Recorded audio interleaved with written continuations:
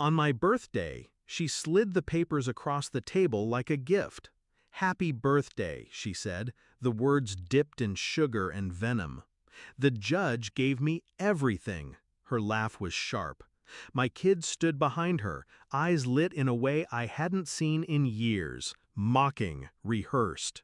Finally, my son said, "We get a new last name." I didn't argue, didn't plead, I just nodded, slid the papers back, and walked out. The air outside was cold, biting. It steadied my breathing. That night, their new mansion was lit like a stage set, perfect, polished, proud.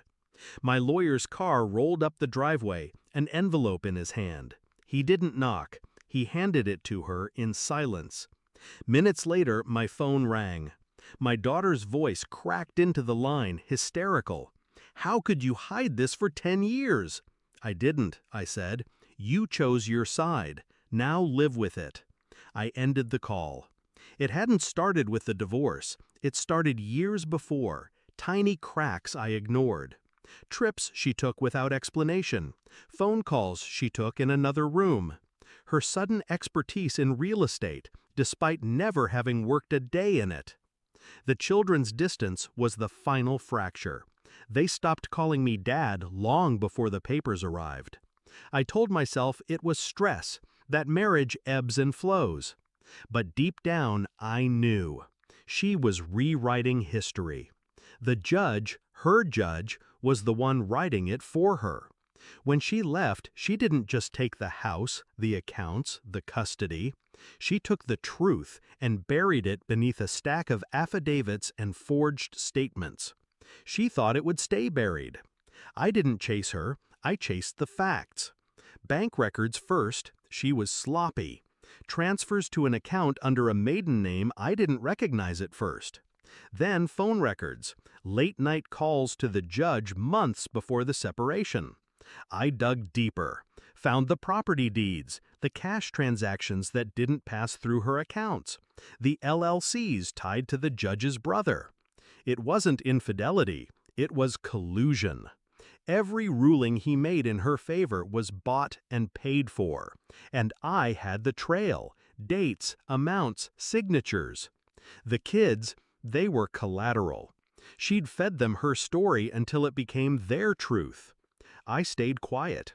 I smiled when she posted pictures of her new life. I sent polite replies when the kids sent obligatory texts on Father's Day. They thought I'd moved on. In reality, I was just waiting for the right night. The envelope was thin, but its weight could have leveled her world. Inside, copies of every transaction between her and the judge. Her marriage license to her new husband, filed before the divorce was finalized. Emails, her words, discussing the script the children would follow in court. And one more page, a confidential memo signed by the judge himself authorizing the purchase of the mansion she now lives in, through the same shell company she thought was untraceable. I didn't deliver it. My lawyer did. He didn't need to speak. The paper spoke for itself. The phone call came 10 minutes later. "How could you hide this for 10 years?" my daughter screamed.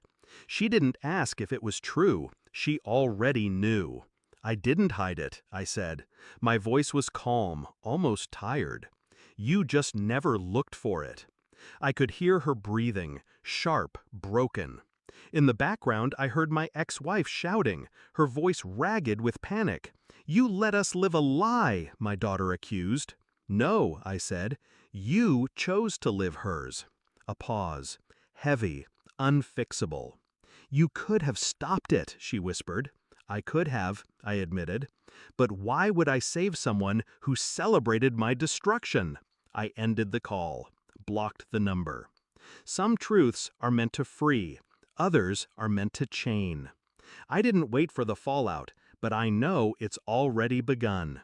The judge will scramble to cover the trail, but it's too late.